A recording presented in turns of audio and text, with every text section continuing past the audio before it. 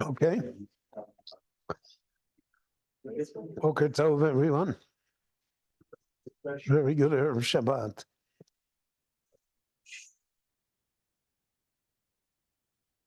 Rashi at the beginning of the Parsha quotes Medrash Tanchuma,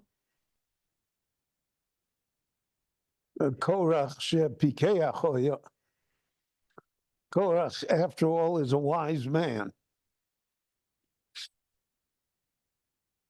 He didn't gain his stature by being a fool.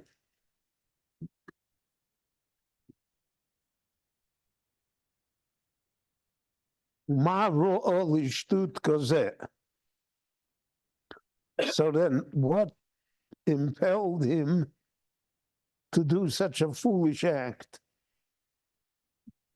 to rebel against Moshe and to claim that he had a right to be the Kohen himself? What was his motive? Now, Chazal always are looking not only at the act itself, which is the determining factor, but also at what caused the act, what drove it. And therefore, when the Medrash says that Korach was a pikeach, so if he was a fool, if he had a history of doing foolish things, suddenly would say a fool is a fool. But Korach has a history of wise things, of wisdom, of understanding.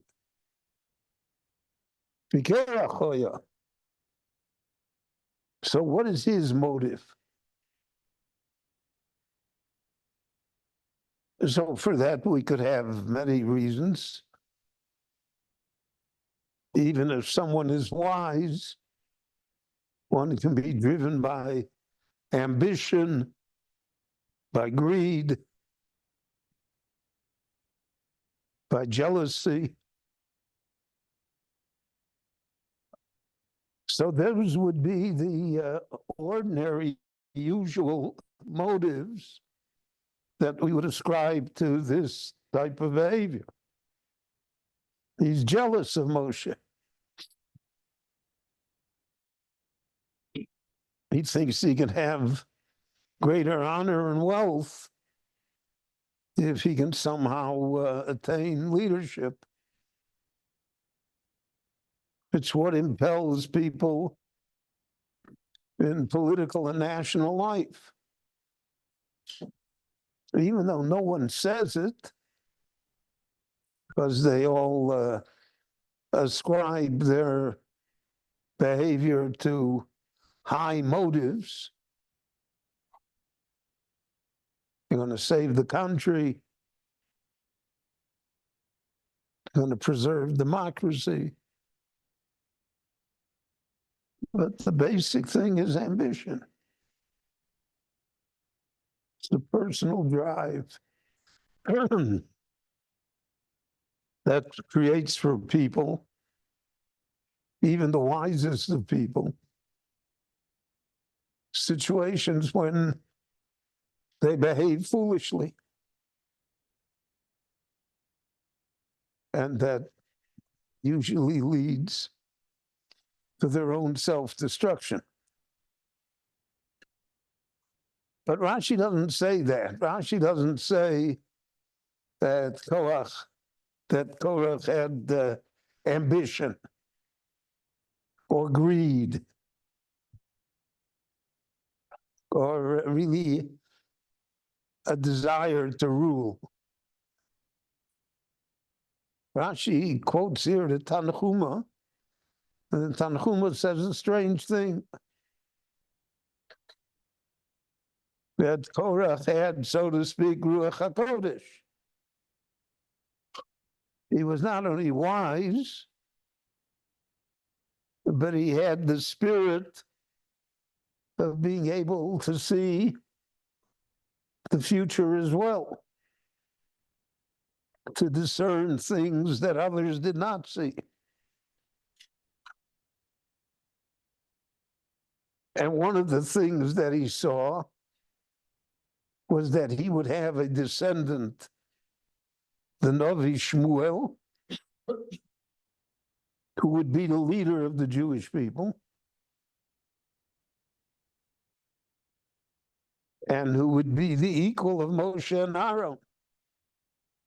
We say that in Tehillim, Moshe ve'Aaron b'chol hanov, u'Shmuel b'korei Shmo. Shmuel balances Moshe and Aaron. So he senses the greatness that lies in his family.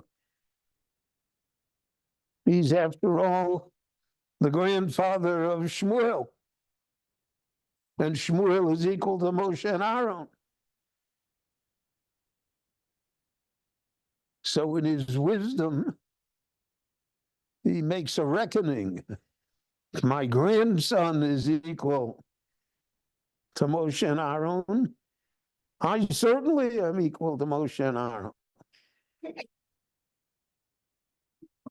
And therefore, they have no right to rule over me.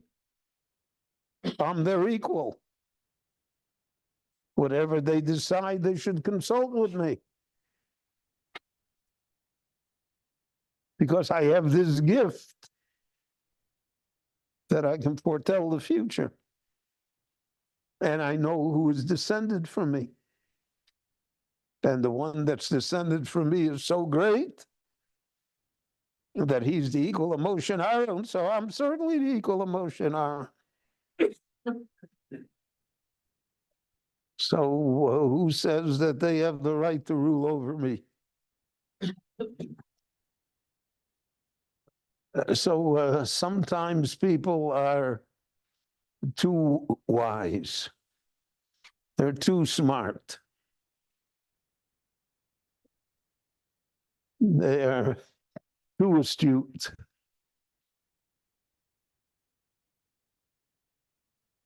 And that's what Rashi says here. Eino hita also. His eye, which was so good that with his eye he could see the future, caused him to come into a grievous error.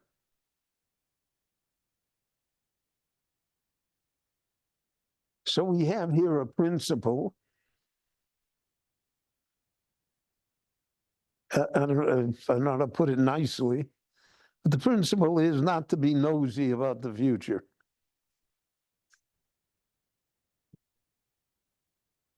All of us live our lives in the past and in the present. We all know that if we're up to us, what the future should be. But it's obvious that we don't have any influence on that. And the future is always unknown. And therefore, just because one thinks that one knows the future does not make that person an expert on the present. You know, if you adopt this rule, all of the op-ed articles in the world belong in the wastebasket where they really do belong. Because they're all telling you what's going to be. How did I know? Who gave you the power to understand the future? And even if you're correct regarding the future, that does not change, so to speak, how you should behave in the present. In the present, you're supposed to do what God says. You're supposed to follow halakha. What the consequences will be, it's not up to you. Even if you think you know what the consequences will be.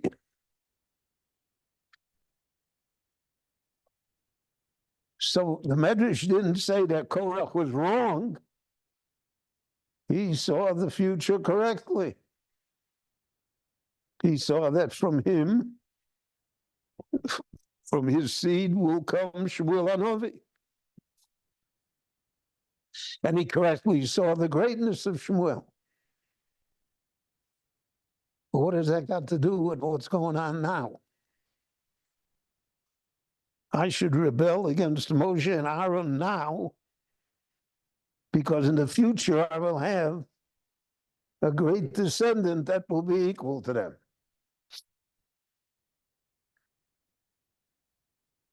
So Chazal called that a shtut, a foolishness, to make such a reckoning. And because reliance on the future is a very, very dangerous exercise.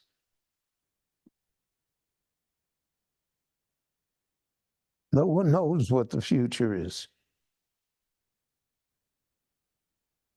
And that's part of the lack of humility. It's part of the arrogance of human beings that are convinced that they know what the future will be, and they especially know it if such and such happens. We have a famous story in Tanakh about the king Chizkiyahu. Chizkiyahu, Melech Yehuda, was a great and righteous person. The Talmud says he was a potential Messiah.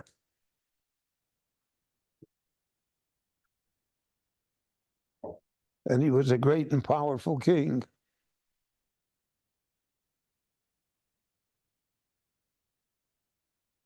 And the Gemara teaches us, the Tanakh teaches us rather, that he became ill. And the prophet Yeshayahu, who was his uncle, came to visit him. And Chizkiyahu asked him, what is the reason for my illness? Because he felt that it was a decree from heaven. It wasn't completely natural. What's the problem here? Because Chizkiyahu realized that he thought that to the best of his ability, he's a pious person. He's doing the right things. And the Navi tells him that this is a mortal disease. He will not recover.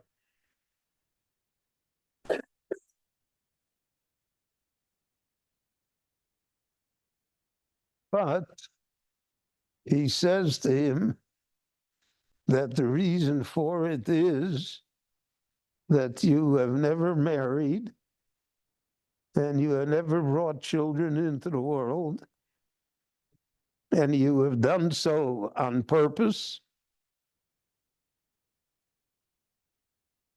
So therefore, that is the origin and source and motive for your illness.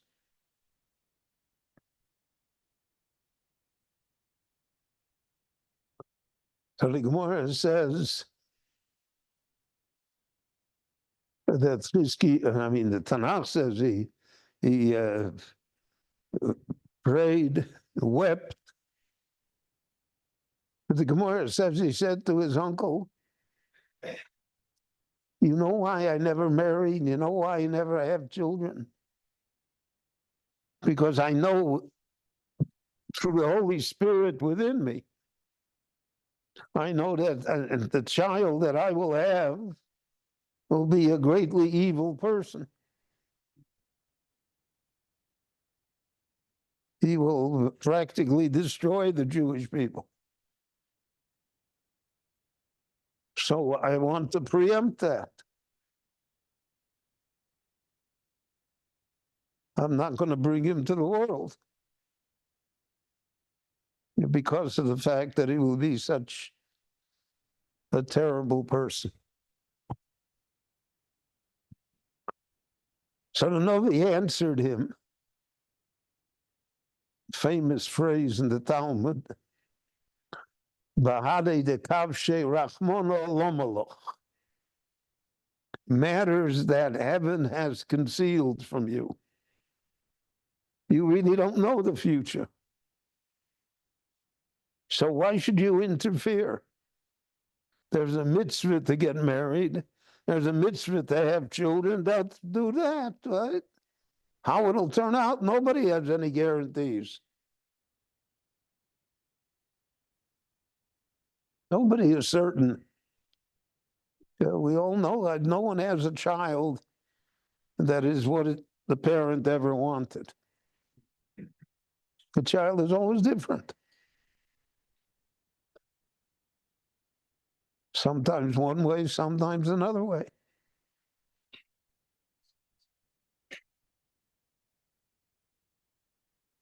So, Bahade de Kavshe Rachmono Lomalach.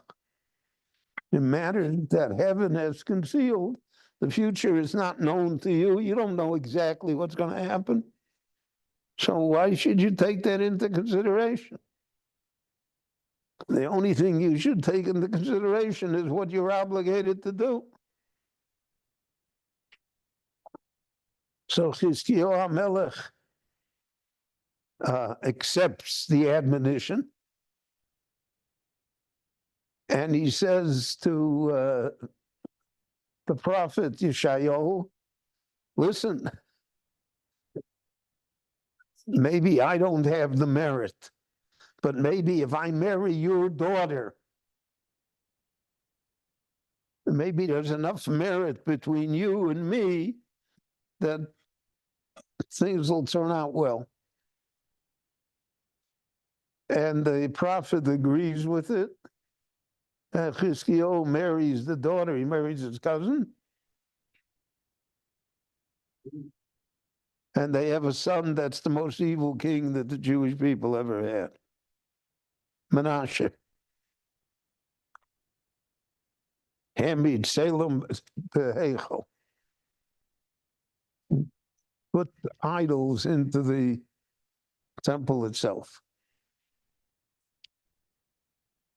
At the end of his life, he also does tshuva, but he's not remembered for that, except in a poem that we recite on Yom Kippur about the greatness of tshuva. That it's never too late for anyone. But Menashe is a Rasha.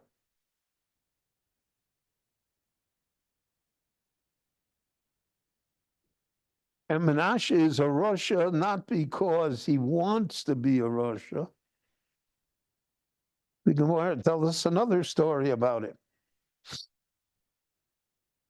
There was one of the scholars, they were having a discussion in the Beit HaMidrash on a technical point on the blessing over bread and how you cut the bread.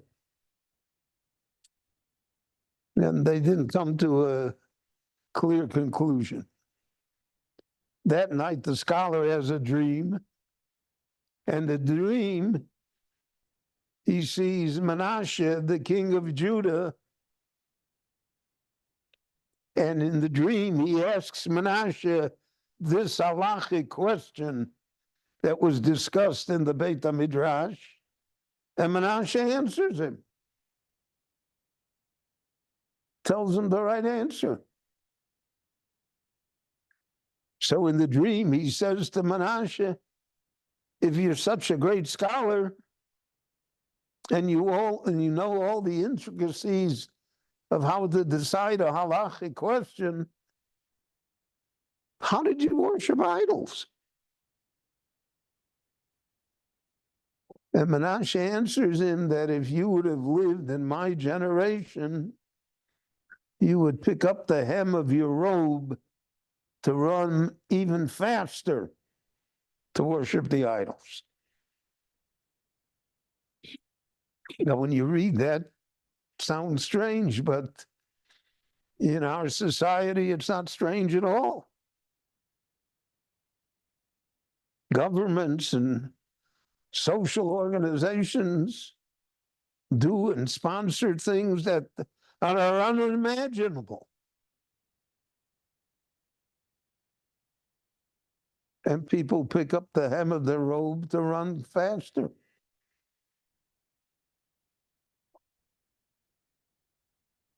So Chizkiyahu is right. He does have a son like Menashe. And there's a great deal of tragedy because of that. But he still had no right to ignore the halacha.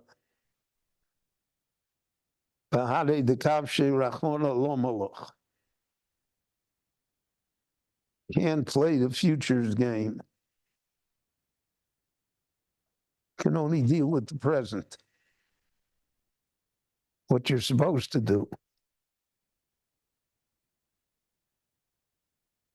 So the same thing is true of Korach. You're right. You're going to have a grandson, Shmuel Hanavi. You're right. You're going to have from your descendants, there will be a famous tribe of Leviim. Well, not Seyach Livnei Korach Mizmor. When you want to sound the shofar on Rosh Hashanah, first we call up Korach. We call up his descendants that they should intercede for us. But that does not change how Korach should have behaved. That does not influence in heaven the reward and judgment that Korach receives. Just as Chizkiyahu is not excused for not having children because the child would be an evil person. Now, he's an evil person because of the society, because of social pressures. It doesn't change the fact that Chizkiyahu is not entitled to make those judgments. We don't own the future. We only live in the present. In the present, we have to do what's right. We shouldn't assume that we know the consequences over the generations of what our behavior is. Now we can look backwards, that we're allowed to do. And we're able to say mistakes that were made in the past. And in our wisdom, we should not repeat those mistakes, even though we are very prone to do so.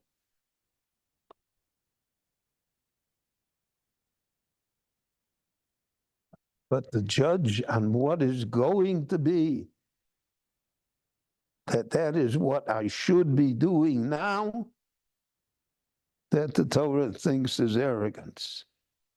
That's a shtut. That's a piece of foolishness.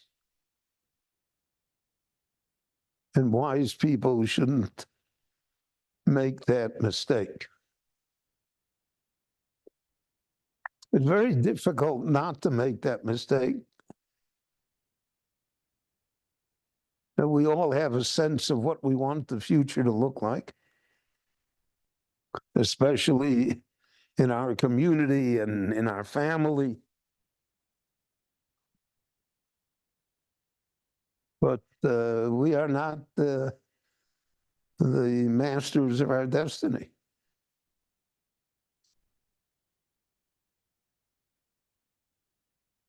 We don't know what the future is. And more than that, we don't know what is good or bad in the future. I knew a Jew in Detroit, a fine scholar, a wonderful man, who was a survivor.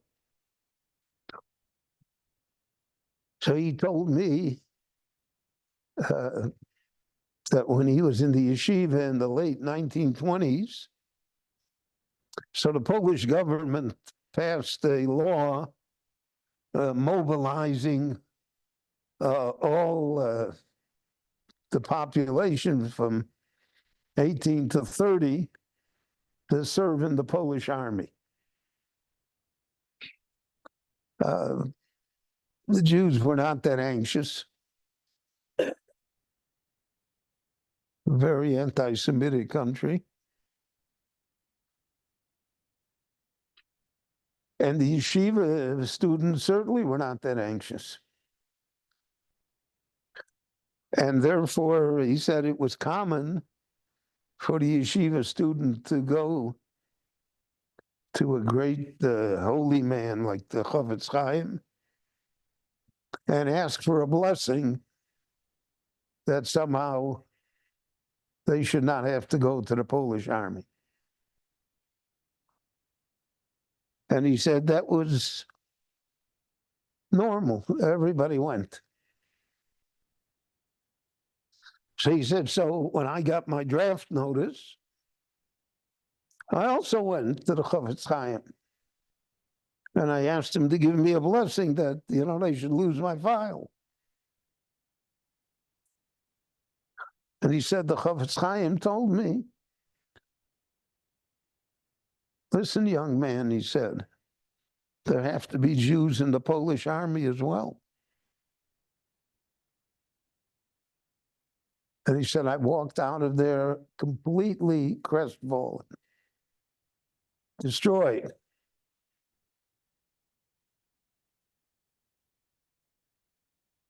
The Chofetz Chaim had cursed me.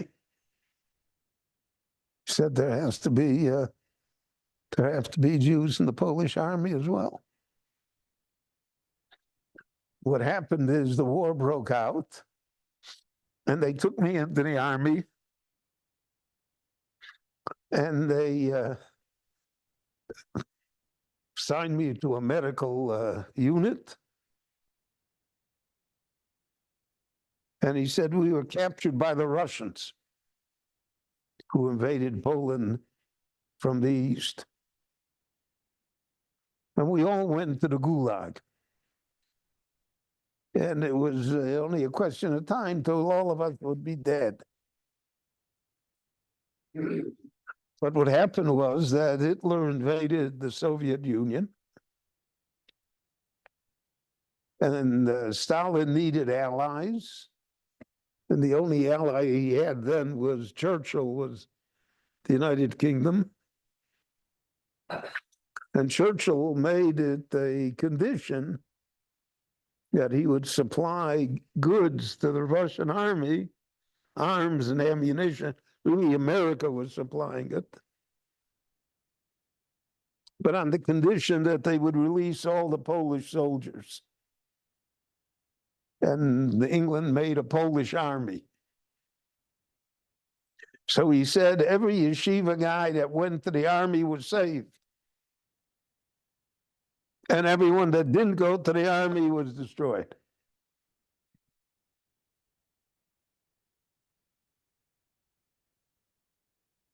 So the future is very dangerous. And that's really the lesson from Korach. The danger of basing the present on the future. Of somehow thinking that I know all of the consequences and therefore I'm entitled to do what I want now, even if the Torah doesn't agree with it. I think that's an important lesson from the Parsha of Korach. I think it's very relevant to our situation and to our time. We have to try and live up in the present to the great goals that the Torah has set for us, so that we will see the glorious future that is promised us. Shabbat Shalom, everyone. Thank you for coming. We have Perek tomorrow afternoon. She did teshuva at the end. Why does the Gemara say he's one of the seven who doesn't get Olam Haba? Because he kept everybody else from doing teshuva? That's right. You can do